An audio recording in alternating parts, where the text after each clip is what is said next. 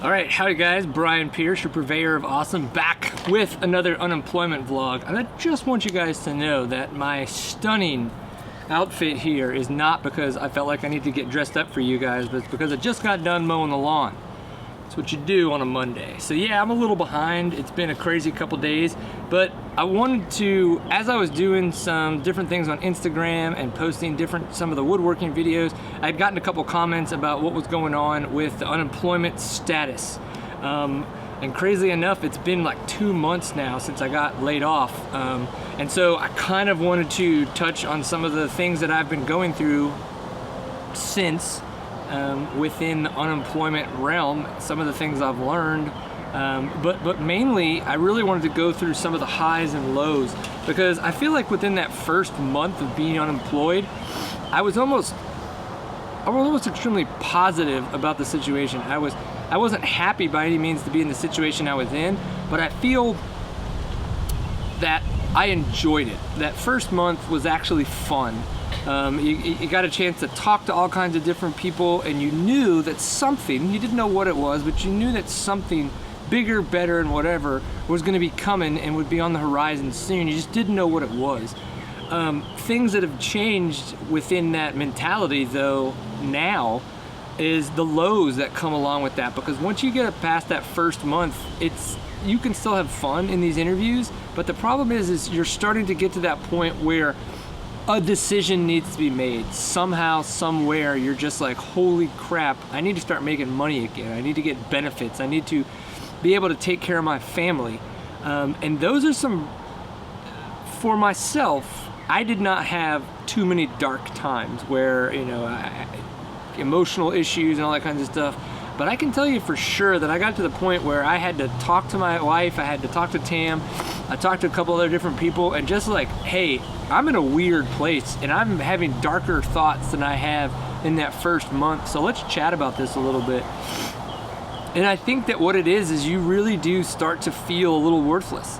You start to second guess all the things that you've said about yourself during that first month when you were being so positive. You're starting to think, well, maybe people don't like that. Maybe the things that I'm saying about myself are wrong. Am I interviewing incorrectly?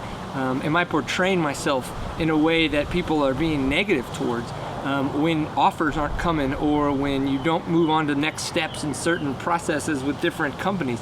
And that's hard. I can't say that I have any real answer to it, except the second you start having those feelings, you need to talk to somebody. Be it that's a shrink, be it that is a best friend, a parent, a wife, a spouse, a partner, whatever. I feel that the second you start to kind of question where you're at, you need to discuss those feelings. And this could be the bigger, grander thing about life that we need to do this. But I'm obviously talking right now about the unemployment aspect of it, because now that I've been there a couple times, I think it's way too easy to kind of like go the rabbit hole into the dark area and just start to not be able to come back up into the positive aspects of it. And if you guys didn't notice, I did a lot to keep myself busy, and I did that on purpose because I know that I can kind of overthink things. And I think too, what happened the past 2 to 3 weeks is I've had less to do, and I think that has allowed my mind to kind of focus a little bit more on what I either A, am doing right, or B, I am doing wrong. So I think there's a lot to take in there.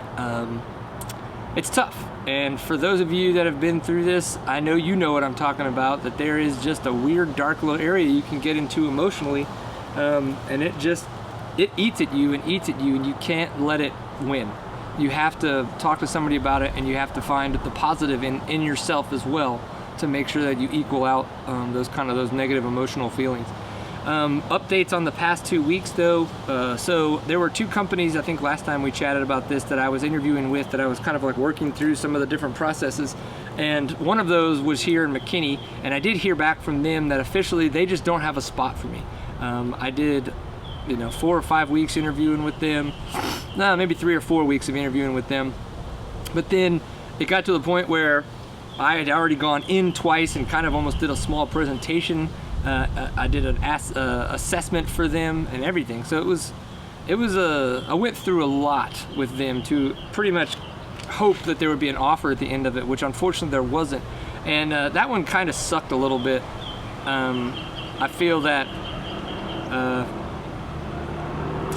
yeah, it just sucks. I don't really know. So there is another company that through that that's in Allen that I've been chatting with, and those went really positive again. You know, I went through the first interview with the recruiter, the technical interviews, had an in-person at the company with one of the managers, and then after that, the hiring director, I had an hour-long phone call with him, which was actually kind of insane because the kids were being batshit crazy, so I had to put my headphones on and walk around the neighborhood, and I think I walked the neighborhood like 8 or 9, 10 different times because we just kept talking. And the more I found out, the more positive the feedback from the recruiter was about that conversation. But I emailed him on Tuesday and got an email back on Wednesday saying, hey man, I just wanted to check in, see if there's any updates, this, that, the other, and pretty much to the very positive email. But he's like, yes, something came up, but it's gonna affect things positively for you, I think. So let me get back to you next Tuesday, which is gonna be tomorrow. So I'm gonna reach out to them in the morning just to kind of say, hey, still here, still wondering. And then, so all of that was like almost 2 weeks ago. And so, yeah, like it feels like a lot of twiddling your thumbs when you're kind of like waiting on people to come back to you, but you know that they have a process as well. So that, I think, is also what attributed a little bit to some of the darker moments, is that it's kind of like, man, I feel a little bit like I'm sitting on my laurels. Now, to not completely sit on my laurels, I did keep reaching out to different companies to create new conversations. So last Thursday, I had 3 first-time on the phone interviews with different people. Some of them, like one of them was 30 minutes, another one was 30, 45 minutes, and then the other one was about 30, 45 minutes. All really good interviews. What's crazy is one of them would be kind of local, but with a little bit of travel. One of them would be a potential move to Chicago, but then still have travel. And I'm kind of like, in the amount of travel, I don't know that I'm okay with that. And then a move to Chicago, and then the other one would be an actual move to a very small town in Idaho called Sandpoint, Idaho, which is funny because I actually raced there in 2000 at the National Collegiate Mountain Bike Championships when I was racing at mountain bikes for LSU. So kind of crazy. Yeah, so I'm kind of hoping to hear back from any of those guys. I've got a technical interview tomorrow with the company in Chicago, and then on Wednesday I'm touching base again with the company in Sandpoint, Idaho. So I'm not saying no to anything right now because I don't want to just wait for an offer and then not get it, and then not have anything else in process as I'm trying to go through and just get a job. It's taken me at this point 2 weeks longer than I thought it would. I knew it would be at least a month, just the way that people interview and processes and stuff like that. But yeah, it's been a little bit longer and a little bit harder than I thought it was going to be. Biggest thing is having somebody to chat with, man. I think that's it. You know, there's a couple of other front-end developers that either are in this same situation from Rockfish or have been in a similar situation, and I've met up with them for lunch a couple times, and we're gonna have beers. We're starting to get together on Tuesday. We're talking about Angular and all the training that we're doing there. I've got a membership to Pluralsight, so doing a bunch of training on Pluralsight. I found a cool site called Code Wars, and I've been doing that for JavaScript. They just give you a little problem to solve, and you have to use JavaScript to test it, and you get points if you go. I don't really care about the challenges and the points, but it's just good to buff up JavaScript in general as a language, opposed to being reliant on jQuery as a library or other frameworks like Angular and things of that nature, because at some point frameworks may not be the best way to continue to go, and we're going to just go back to vanilla JavaScript or some iteration of them all. So we'll see. It's going to be interesting to say the least. I do have another woodworking video that I'm working on that I'll have up for you guys shortly, but it is a wall rack that I built in the garage, so I'm also starting on the garage organization kind of stuff. I'm going to be going to a mountain bike race this past weekend. If you guys haven't seen the Balls of Palooza video that I put out on the Seat Time channel, make sure you go check that out. That got like over 6,000 views just in the first week alone, so that was pretty wicked. Yeah, so still trying to keep myself busy. I haven't been doing as good of a job of it, but part of that is also financially. You know, as we're coming into this second month, I've just got to really watch funding.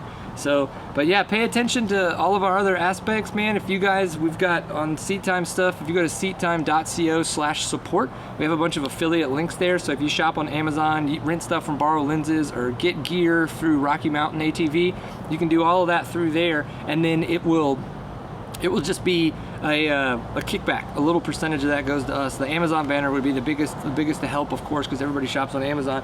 We do have a Seat Time Patreon. If for some reason that is something you'd like to be involved in, we would love your support, but only if you feel the need. And then we do have shirts on Threadless, and there's a link there on the Seat Time website, but just in case, it's fpmg.threadless.com, and that'll be all the Seat Time shirts. So if you want to grab anything from there, either through shopping links or purchasing stuff, obviously literally every dollar helps, and it just goes into Seat Time, which then helps support some of the efforts that I put out, gas going to events and hosting fees for websites. So please pass along your thoughts, your comments down below, because I would like to continue this conversation. If you've been in an interesting situation, some of the dark times you've been in, some of the more positive situations you've had while interviewing, please pass those along. I would love to have more content here to help other people that are in these crazy situations, because it sucks, but you gotta stay positive, and you gotta keep trying to move forward and better yourself. And I feel like I'm trying to do that, so we're just gonna keep it up. Thanks again for tuning in. Shortly I will be seeing you guys on the internet, and yeah, always enjoy a pint full of awesome. Peace.